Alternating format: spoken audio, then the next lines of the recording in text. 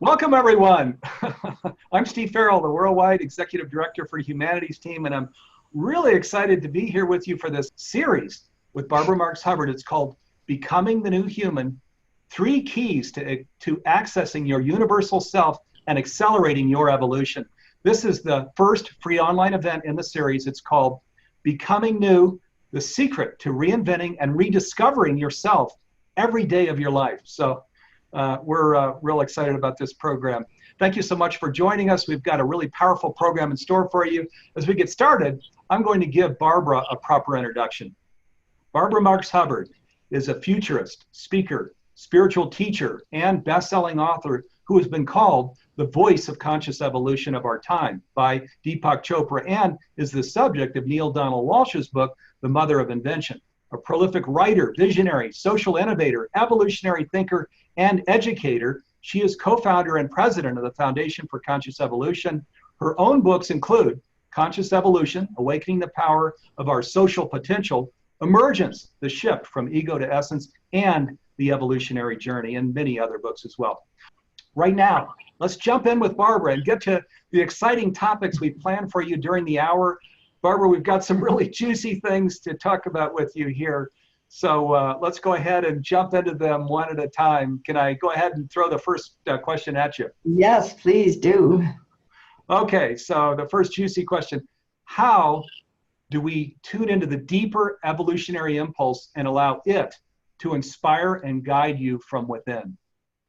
That's a great question, Steve. And here's how I do it. I ask the inner impulse of evolution, which is I'm feeling inside me as an impulse to be more, love more, create more. That impulse of life itself inside every one of us is actually part of the evolutionary story of creation as you. So when I ask, what is the most important thing for me to do? Or is it this or is it that? Then what I do is I really listen. And the impulse gives you a signal. Yes, go that way because you feel deeper, you feel more fulfilled. And I use my journal writing. And I start out with the journal with my mental mind. Here is a question. What is the best thing for me to do now? Then I turn off mental mind. I do double quotation marks and I go to deeper mind. And I allow my own deeper mind to respond. I write it down because sometimes the deeper mind comes to you very quickly. It's like an intuition or a flash of knowledge. I have found that writing down exactly what that deeper self is saying in response to my mental mind and my more superficial mind, I then follow the guidance of deeper self. Oh, a lot to take in there. Yeah, Barbara, thank you. And so let's then go to the next question here. How do you get in touch with the growing edge of your deepest heart's desire and feel it exciting you to be more creative in all your activities? Well, as I am starting to identify my deepest heart's desire, which really is the impulse of evolution inside me, I have discovered that my deepest heart's desire is always at the growing edge of evolution. It's not like something I might have wanted years ago. It's the inner impulse of that impulse of creation itself that is activating me to be more, love more, and do more. So I'm very, very sensitive to deepest heart's desire. And if I'm able to resonate with others, let's say 1 or 2 others that are close to me, and when they help me identify my deepest heart's desire, they're also helping me to know who I truly am. Because in some beautiful way, my identity or your identity, our identity, is coded in our deepest heart's desire for more love, more life, more consciousness, more spirituality. And the really good thing about this, Steve, is that your deepest heart's desire is actually the desire of evolution itself. And if you want to use spiritual terms, it's the desire of the source of creation inside you itself. And you are sourcing the source of creation when you tune into the direction that source is guiding you in. And I have found that I'm never misguided by source. Now, I can be misguided by my own superficial interest to do this or that, and I have lots of interests. And so I've learned the difference between a superficial desire to do this or do that to a deepest heart's desire, which when I access it, it actually has a motivational source inside of it that I begin to know my deepest heart's desire and move in that direction. By moving in the direction of my deepest heart's desire, I feel joy instead of confusion. I feel I'm not doing this alone because I'm part of a meaningful universe. I'm part of a universe that's going somewhere, from single cell to multi-cell to animal to human to us. You cannot miss the fact that evolution has a trajectory. And you can say, who done it? You can say, as some scientists have tried to say in the past, I think they've given up on this, but they say it's an accidental universe. Well, there's a thought. The other is it's totally controlled by an overweening God. That's another thought. But there's something way better than either of it's accidental or it's controlled. It's a process of creation that every entity, starting for the single cells and all the way on up to us, gets inner signals. And what do they get the inner signals to do? Is to be attracted to that which they need to create and to be attracted to each other. Because what is the truth about let's say the quarks attracted to quarks and single cell to single cell and multi-cells? Nature works through attraction by attracting separate parts to a greater whole. So when I find my heart's desire and I start to move toward it, I also start to attract those who yearn for what I'm doing and that I yearn for what they're doing. Sort of like you, Steve. It actually is a mutual heart's desire, it ends up. That once you find your own heart's desire, it's easier for you to find others who desire what you also desire from their own heart. And then you get co-creation. Wow, beautiful, beautifully stated. There's a lot there. So let me share. By the way, we're going to send a link out after this program so that you can watch it again. There's a lot to intake there. Barbara, thank you for that. Let me just jump into the next juicy question. So how to open to the dynamic of the universe, helping you expand your own capacity and desire and invite it to collaborate with you in all that you do? Well, once again, it's asking. Ask and it is given. You know that famous phrase from the Bible, ask and it is given. Not that it will be given. Ask and it is given. Knock and doors are opened. Now, that is very, very powerful because usually you think if I ask, it will be given. Or maybe someday somebody will be interested in what I want to create. No, it is your awareness. And you need to code it in your nervous system, even if it doesn't look possible at the moment. But if you are capable of asking clearly, it is given. And knock means you have to do something about it. You don't just sit,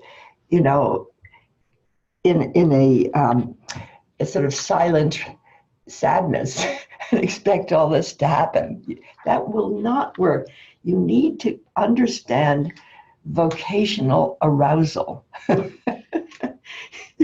You can't do this unless you are vocationally aroused by what? By the inner impulse of evolution to be more and love more and create more. So when you ask your deepest heart's desire, because don't forget, that's going to be coming as to how to access it. So when I ask my deepest heart's desire for what I truly choose to become, do, and love, I am tapping into the strength of the process of evolution.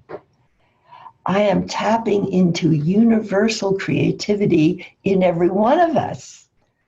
I am tapping into the God within. I'm tapping into the enormous genius of evolution. To have gone from no thing at all to us having this conversation is awesome. And that genius of evolution doesn't disappear with you or me. That genius of evolution is incarnate in every single one of us. So ask, and it is given. Then you feel empowered, you feel interested, and you feel, well, how is this going to happen? In other words, curious. It's okay to feel curious about it. You may not know. But if you know enough to ask, and if you know it is given when you ask, and that the elements that you are asking is the creative universe itself, that wants all the participants in evolution to be more, love more, and create more, you got the universe on your side. Actually, it's amazingly powerful. Amazingly powerful. Yes, it is, and the universe on your side, indeed. But asking clearly, there's again, boy, what a mother lode there, Barbara. A lot to unpack, but reassuring that in a sense we're, as you mentioned, we're kind of on a rail here with the universe, as long as we're just asking clearly and being authentic and accepting what comes in. So, and Steve, if you look at what has happened from the Big Bang to us, you get a sense of what the universe wants. I mean, something had desire for all this to happen. If you can call it God's desire, the universe's desire. It's not nothing. It really isn't. It's the desire of universal evolution toward more life that has evolved this entire universe. Now, there is no greater power, because within that is the God force, the spiritual force, the source. It's awesome how powerful we are when we know this. Truly awesome. Yes, it is. Beautiful, Barbara. Thank you. So we're going to just keep tunneling down here. Okay. Going to the next juicy question. So how to use your inner capacity to know where to focus your own energy in the most transformative way in any given moment? Well, you start with knowing your deepest heart's desire. And that gives you a sense of direction minute by minute. And this is something that is important for me, for I'm very easily interested in things. So I read a book or I meet a person, the person says, don't you think it'd be nice to go to the Soviet Union, the former Soviet Union, and do X? Oh yeah, it'd be great. So I have to know, you have to know, when something comes up that looks attractive to you, and that might be many different things, check back into what is my deepest heart's desire. This is very important for me. I was just going through my Franklin Planner today. Do you know what a Franklin Planner is? Yeah. Here it is. It's like awesomely efficient. And so I made a list of all the projects that interest me. It took an entire page for the list. Then I have the planner that tells me what I need to do for every one of these. And then I notice I have only this many days in this month. I have to go month by month here. And then I realized you have so many things that attract you, Barbara. How are you going to focus? And that's a very interesting question, because it doesn't mean that these other things that attract me are not important. For example, when Lawrence Bloom invites me to the possibility of going to Mexico to do SynCon for the new president of Mexico, Obrador. And they're now trying to get to Obrador and get him to be excited about the new mode of connecting people at the local level with people at the government. So, all right, there it is. But I'm not now doing that. I'm just having it on my big list. Then I have something called the daily planner, and also the whole thing that I have to do for all of them, the goal planner. I have a goal planner here. And so the goal planner, I can be then reasonable because I'm actually using my head to figure this out. And then I go back to the list of the 40 things I'm interested in. And I'm more careful to say, I'm interested in that, but I'm not doing that now. I'm doing this one. And today I'm doing specifically this.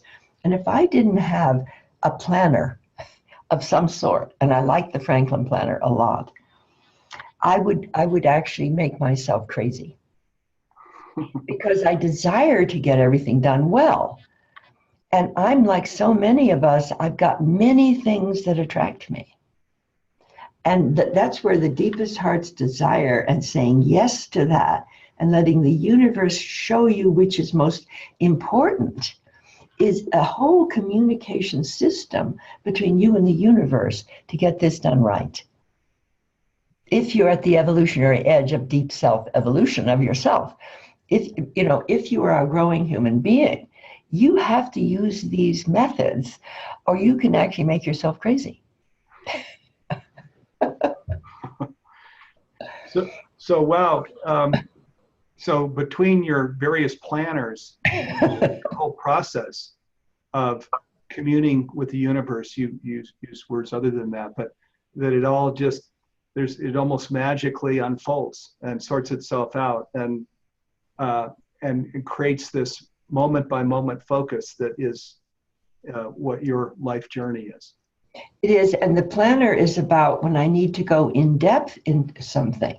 I need to write a paper, I need to call a person. So I'm now, instead of getting flustered with the number of things it takes to accomplish anything, is to look at each of them as a way of revealing more and more of my deepest heart's desire. It's actually a wonderful way to deal with the multitude of tasks that we sometimes have in order to fulfill anything. And how each task is precious rather than, oh, I don't want to do that, is to notice it, like filing. I don't like filing, but if I don't file, then I'm confused. So there's a discipline about you realizing your deepest heart's desire and being on your own edge of evolution. There's a discipline to life. Yeah, and I just want to say this too, Barbara, because of course you live near me in Colorado, and as I track your movements as you're here in Colorado, you're in New Mexico, then Arizona, you're out in California, you're in New York, you're absolutely following your deepest heart's desire, and you're 88, going on 89. So. Well, this is another thing, Steve, is that by saying yes to your deepest heart's desire, your cells turn on and keep you ready to do it. My cells are saying to me, okay, Barbara, there's more to do. Let's keep going. So you actually affect your own aging process. Right, absolutely. This is this whole becoming new thing, isn't it? You're getting newer every day because evolution is always new. Then so are you. Right. Oh, I love it. Well, Okay, Barbara, let's just keep going down deeper here. This Okay. next question. All So, right.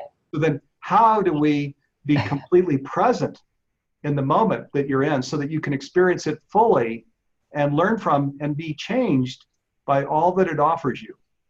That's a really good question. Well, if you don't have a planner, it's hard because if I don't have a planner, I'm trying to remember in my consciousness what I have to do. If I have some way of writing that down, then I can be completely present in the moment because I have taken care of certain things that, in 2 hours I have this and then I'm going there. If I don't write that down and I'm not present, I'm always checking through my mind of what is needed. So I would like to say to anybody who wants to accomplish whatever their heart's desire is and want to be present in the moment of doing it, just notice with your mental mind what you do need to do to accomplish your heart's desire. Write it down and then be free. So I write it down, and my planner is my mental mind. So I don't have to keep everything in my mental mind. I can actually access my deeper mind and my deeper heart's desire because my mental mind has been taken care of. Otherwise, you run into a wall. Absolutely, you do. So I have to say, Barbara, that I'm amazed at your expanding vision, energy, and newness every day. Truly, you're inspiring. So, and I want to just thank you for answering those questions. That was fabulous. And again, we'll send out a link here shortly so that you can listen in again and unpack all of what Barbara just went over. Is there anything more, Barbara, that you want to share on these things? Well, I am actually taking in my own life my own deep self-evolution. And I think I want to share the feeling of newness. People will say, do you feel you're getting younger, Barbara? And I say, no, I feel I'm getting newer. And it's really true. So I'd like to share to everybody that they're getting newer, whether they know it or not. And the way they're going to know if they're getting newer is checking in to your own growing edge every day and writing it down and checking it the next day, and make of yourself accountable. Make yourself accountable to your deepest heart's desire. That's a really good thing to say. Yes, it is. Be accountable to your deepest heart's desire. Beautiful and important. Yes. Thank you, Barbara. Okay, so now I have to ask you this question. Do you think it's possible for people to catch up with you, with Barbara Marx Hubbard? Is it possible? Well, that wouldn't even be an objective because nobody needs to catch up with me. What you have to catch up with is your own self. And you are probably getting newer every day too. And so what you need to get in touch with is your emergent capabilities and your deepest heart's desire. And you need to know how to say yes and get your planner. I'm serious. If you're serious about it. And I've known a lot of people who have great ideas and tell me that they're interested in them, but they have no plan of taking this step and then this step and then this step. And I've had to learn this by a lot of challenges in my life because I actually don't like doing it. But now I do like it because it frees me. And I think everyone, to be new, you need to be free of the burden of mentally checking everything out every minute so that you're free to be your deepest heart's desire. It's a new school. You go to school to learn algebra and math and English, but where's the school to learn your own conscious evolution? We're right here at it, huh, Barbara? That's a good segue. That's a perfect segue. So, and I mentioned just a moment ago that we're going to take a little time here to share some details with you about an all-new 8-week master's program that will be starting in early November. So it begins in just a few weeks. Barbara, a few months ago, you were inspired to join with us in Humanities Team to create an all-new 8-week master's program called, and we need a drum roll, Deep Self-Evolution. Right? So this is the first time that we've unveiled this new 8-week master's program. We've been working together months on it. It's called Deep Self-Evolution. So, and of course, it's really creative, it's powerful, it's life-altering. Wouldn't you say, Barbara? What's your take on it? I would say it's essential, because if you feel you're at the growing edge of your own desire to be creative, to be all that you can be, you have to go into deep self-evolution, because it's not like in olden times, so-called. You would go to school and then you'd go to college and then you'd get a degree in something and then you'd get a job. But much of that doesn't work anymore, because what you need to get a job at is not a job. You're creating it. You're innovating it. You're having to you have to become entrepreneurial. You have to be creative to fulfill your heart's desire these days, particularly if you're at your own growing edge. And even within the younger people, they are already recognizing we're in a crisis that could lead to the devolution of our species, or is leading. You can't sit, oh, well, it doesn't matter what I do. Yes, it does. And so in the deep self-evolution, everyone will get into the deepest heart's desire. And everything certainly that I've learned on how to help us through deep self-dialogue, small group process, writings. I think it's, you might say, an essential course for anyone who wants to fulfill their deepest heart's desire. Yes, and those 5 questions that we just went through, they're actually aimed straight at the kinds of things that you get into, where you go deep and into a lot of rich content that focuses on those questions exactly. So we kind of just skimmed the surface there in some of the responses that you shared. But let me also bring in something else that's really important, Barbara, that as we were talking about this, that this is not a case, right, where you as an instructor have just gone off to create a class that you're going to market out in the world. This is not a case of that. This is a case of you, Barbara Marx Hubbard, rapidly evolving, becoming new, and then deciding that you're going to create a process that helps people to embrace this same journey of deep self-evolution. Do you want to talk a little bit about that, because you were sharing? That's very well put, Steve, because I am evolving and becoming new. I could not do an old course. The old courses were good for when they were done. So I am going to give this course at my own growing edge. And I'm expecting that the dialogue that we have with other people's growing edge who will be taking this course, and that, first of all, my own deepest heart's desire will be able to be given more fully because of this.